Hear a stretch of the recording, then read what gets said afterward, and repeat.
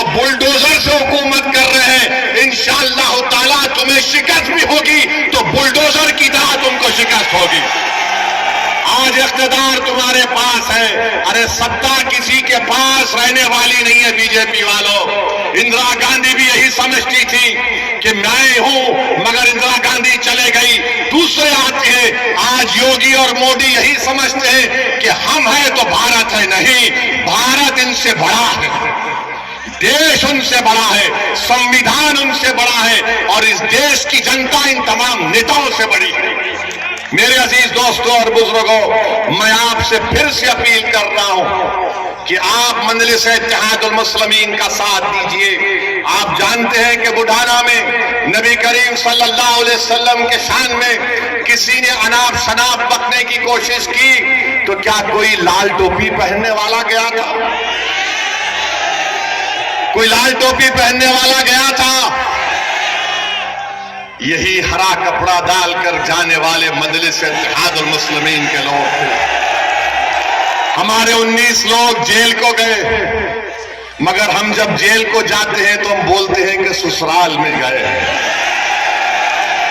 और ये तो हजरत यूसुफ अलैहिस्सलाम की सुन्नत भी है। बड़े बड़े लोग जेल को गए और जब जेल से निकले तो बड़े नेता बने, मगर भैया जेल को नहीं जाते। आजम खान जेल को चले गए, अब्दुल्ला जेल को चले गए, मगर भैया नहीं जाएंगे।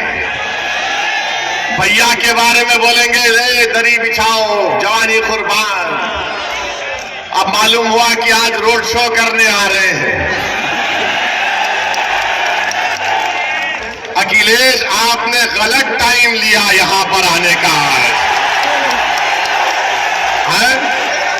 अच्छा, मालूम हुआ कि भैया ने कहा कि अब शेर के धाड़ के सामने कुछ नहीं कर पाएंगे तो कैंसिल कर दिए वो। तो इसका मतलब समाजवादी चुनाव हार चुकी है, मान चुकी है। आप ये बात समझ लीजिए। तो आप 20 तारीख के दिन अपना एक एक और पतंग के निशान पर बटन दबाएंगे इंशाअल्लाह। इंशाअल्लाह बोल दिए। फिर यहां हम जाने के बाद इब्लीस के लोग आकर कान में खुसखुस करेंगे, ये अरशद राणा जीता तो क्या होगा, क्या फर्क पड़ जाएगा, भाजपा जाएगी। अरे भाई, भाजपा आई मेरी वजह से नहीं आई, इन लोगों की वजह से भाजपा आई है। हम क्या, अच्छा यहां पर यहां का सांसद आरएलडी का है नहीं है? आरएलडी का है ना, बिजनौर के। आपने वोट दिया, किसको दिया? आपने आरएलडी को तो वोट नहीं दिया ना। कितनों ने नहीं दिया उठाओ। तो आरएलडी बीजेपी जीत जाएगी। मेरा जवाब यही है कि हां, मैं भारत में बैठकर कमला हैरिस को हरा दिया और ट्रंप को जिता दिया। और क्या बोलो, मैं जिम्मेदार हूं। यानी हम यहां पर बैठ जाते नहीं है।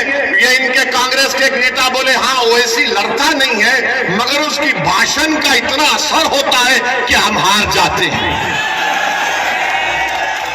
मेरे भाई, ये सब बहाने हैं।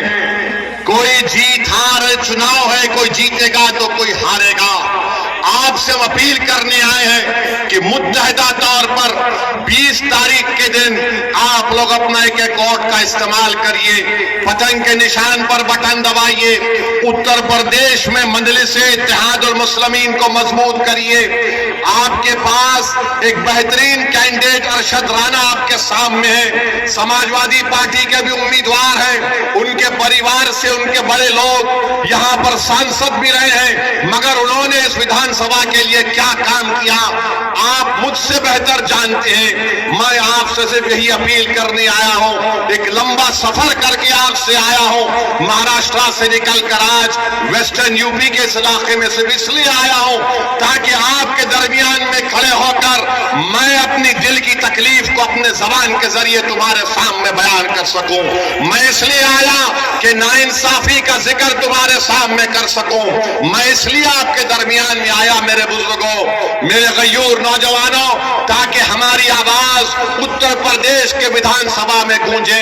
एक मर्तबा आप मंजलिस के उम्मीदवार को कामयाब कर दीजिए और देखते जाइए कि आपके मसाइल कैसे हल होते हैं। वरना याद रखिए, ये समाजवादी और बीजेपी एक सिक्के के दो रुख हैं, एक सिक्के के दो रुख हैं। मैं करीब से देख चुका हूं इनको। ये चाहते हैं कि मानते हैं कि मजबूर है, ये कमजोर है, इनको डराओ, ये डर जाएंगे। आपको डरने और घबराने की जरूरत नहीं है। जब दलित समाज का, सुनिए, जब मोदी पार्लियामेंट में खड़े होकर बोलते हैं कि भारत का सबसे बड़ा बैकवर्ड क्लास का नेता मोदी है, अखिलेश कहते हैं कि हम समाजवादी जरूर हैं मगर हमारा परिवार यादव परिवार, बहुजन समाज है, दलितों की बात करती है, बाबा है, बोलते नहीं है मगर ठाकुरों को प्रमोट करते हैं। हर समाज अपना नेता बना चुकी है और आप लोग सिर्फ सोच रहे हैं कि क्या करें क्या करें।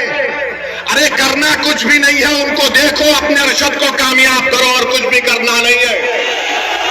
वो ये बोल रहे हैं कि देखिए, सुनिए सुनिए सुनिए, कुंदरकी में जो बीजेपी के उम्मीदवार हैं वो बोल रहे हैं कि जुमे का दिन बड़ा मुबारक दिन है और हमारे मुसलमान भाई नमाज पढ़ने नहीं गए, मेरे जुलूस में आ गए।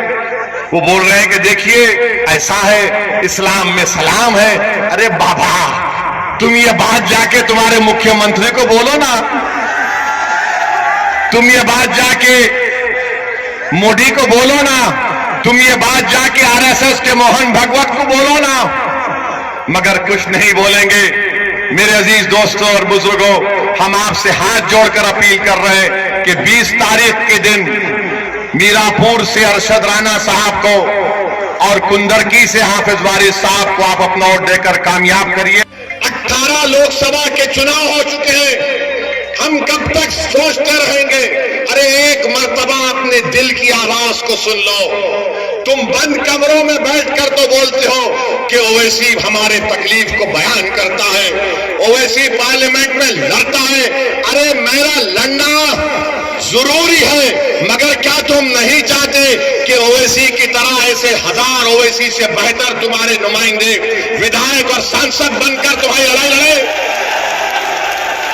ये आपको फैसला करना है 20 तारीख को। बस यही चंद गुजारिशात मुझे आप तक कहना था। मैं यहां पर आया हूं, आपका बेहद शुक्रिया। मैं आखिर में कुंदरकी की आवाज, बड़े ताकतवर उम्मीदवार है, स्ट्रांग उम्मीदवार है रवि गौतम, वो भी लड़ रहे हैं। आप इन तमाम की कामयाबी के लिए दुआ भी करिए। मैं माजरत चाहता हूं, मैं एक लंबा सफर तय करके आया हूं, ज्यादा देर आपके दरमियान में बोल नहीं सका। इंशाअल्लाह ताला दोबारा आऊंगा और तफसील से आप तमाम से बात होगी। बहुत बहुत शुक्रिया। मेरे साथ नारा लगाइए, पतंग को, पतंग को, पतंग को। सलाम।